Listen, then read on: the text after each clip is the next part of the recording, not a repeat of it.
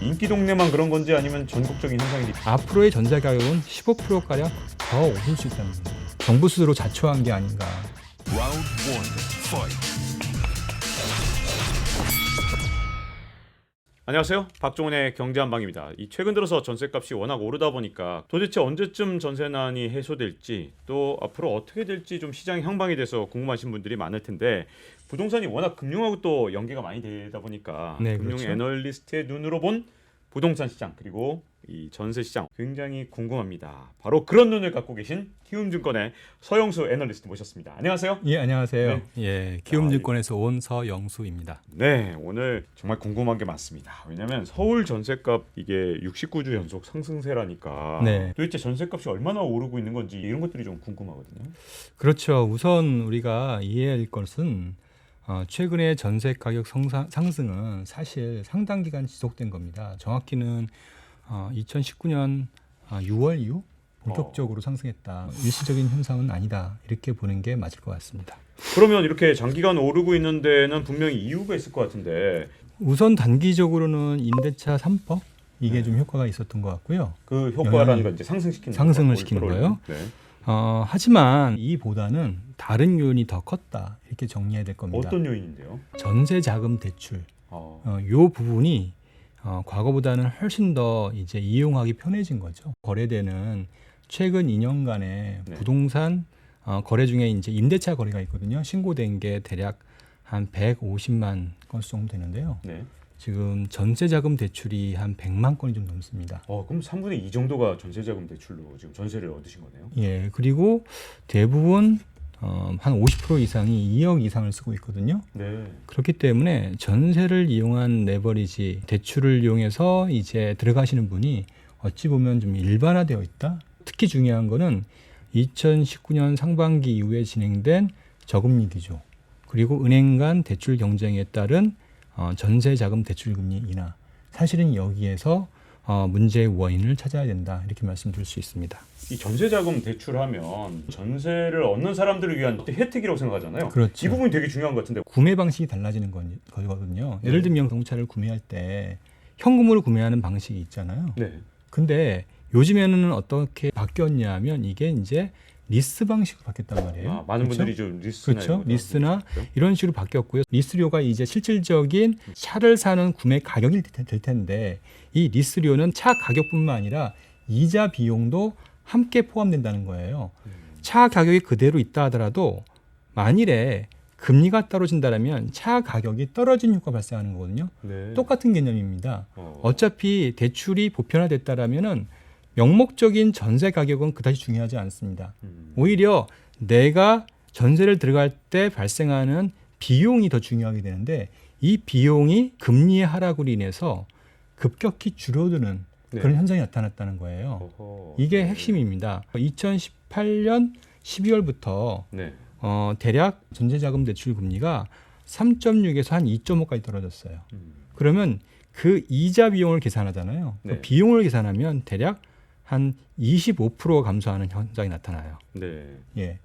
그러니까 전세 가격이 가만히 있다 가정할 때 실질적인 가계 입장에서 전세 가격은 오히려 25%가 하락한 효과가 나타난다는 거예요. 그만큼 전세 자금 대출 금리가 중요한데요. 네. 당연히 그러니까 전세 가격은 오를 수밖에 없는 거죠. 근데 그 오른 폭이 대략 한 그 같은 기간 동안에 한 10% 정도 올랐어요. 네. 그 얘기는 뭐냐면 이 전세 자금 대출을 이용한 사람 입장에서 본다라면 오히려 아직도 15% 정도 싼 가격이라는 거고요. 네. 뒤집어서 얘기한다면은 앞으로의 전세 가격은 15%가량 더 오를 수 있다는 얘기예요. 그건 전세 드신 분들한테는 굉장히 안 좋은 소식일 것 같은데 그렇죠. 근본적으로 금융적 현상이다 이렇게 보시는 것 같은데요. 여기다가 지금 서영수 이사님께서 쓰신 보고서를 봤더니 네. 임대차 3법에 결정적인 허점이 있더라. 그래서 어떤 허점이 있는 거죠? 계약갱신 청구하는 시점에 이 가격과 2년 전 대비의 가격의 대략 계약갱신 청구할 때 이제 5%만 올리게 돼 있잖아요. 네. 이거를 이제 현재 시세 대비로 비교해 보면은 계약갱신을 청구하는 순간 마이너스 5%의 상승률이 기록하게 돼요. 근데 10명 중에 8명 정도는 그 청구권을 갖고 있는 거고 네. 한 2명 정도가 계약갱신 청구권을 갖고 있지 않은 거예요. 정부가 큰 미스를 한 게 있습니다. 네. 요 마이너스 5%, 음. 요 부분에 대해서는 이 전월세 신고제들을 1년 이후로 미루는 바람에 이게 가격에 반영되지 않는다는 거예요. 그러면은 10개의 거래된 것 중에서 오로지 2개 정도 거래된 것만 가격에 반영되다 보니까 네. 가격이 과도하게 오버슈팅되는 현상이었다는 거예요. 통계적 착시가 이 한 개의 이 가구에 의해서 만들어지는 그런 상황이 되겠군요. 예, 평균 그렇습니다. 전체가 올라간 것처럼 예. 착각이 되는 그런 상황일 것 같은데요. 그렇죠. 그럼 시장 전체에도 어떤 영향들이 좀 있을까요? 지금 집값이 안정화되잖아요. 네. 언론 입장에서는 이제 집값에 대해서는 이제 비판을 하지 않고 전세가에 이제 쏠림 현상이 나타날 거 아니에요. 그렇죠. 정책의 일관성을 유지하기가 대단히 어려운 상황으로 계속 몰리고 있는 거죠. 정부 스스로 자초한 게 아닌가. 예, 참 이 부분은 이제 미스인 것 같습니다. 언제까지 유예기간 줄 건지 뭐 신고기간 어떻게 할 건지 이런 것들이 어떤 때는 가끔 몸통을 흔들 때가 있는데 이번 경우도 꼬리가 몸통을 흔든 경우다 이렇게 볼 수 있는 건가요? 그렇죠. 또 하나의 미스가 뭐냐면은 네. 계약갱신 청구권이 아마 10명 중에 8명, 9명이 지금 행사가 되어야 되는데 실질적으로 계약갱신 청구권이 이제 임대인에 의해서 이제 이 행사가 안 이루어지는 건수도 좀 생기는 것 같습니다. 임대인이 지금 계약갱신 청구권을 안 받아줬을 때 네. 분쟁이 생길 수 있는데 이거에 대한 손실을 이제 민사로 해서 세입자가 임대인의 돈을 받는 형태로 돼 있거든요. 네. 근본적으로 이거는 이제 과징금 형태로 정부가 개입을 해서 네. 임대인이 이런 임대차 3법을 어기는 거를 체크를 해야 되는 부분들이 있는데 네. 이거를 사적 영역으로 두고 양자가 알아서 하라 이렇게 됐거든요. 네. 그러면 자연스럽게 임대인과 임차인 간의 행사가 안 이루어질 가능성이 높은 거죠. 진짜 저도 한번 부동산 좀 최근에 돌아다닌 적이 있는데 계속해서 이런 현상이 가속화될까봐 약간 걱정은 좀 되는데. 전세 매물도 없지만요. 네. 계약갱신 청구권들이 대부분 행사되기 때문에 전세를 찾는 사람도 많이 준 거거든요.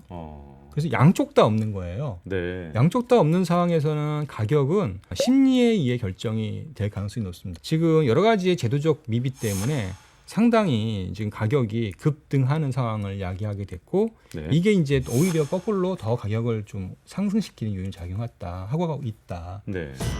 어쩔 수 없이 전세 가격은 오를 수밖에 없는 이젠 전세도 살지 말라는 말이냐? 이룰 수 없는 목표라는 거죠. Round one, fight.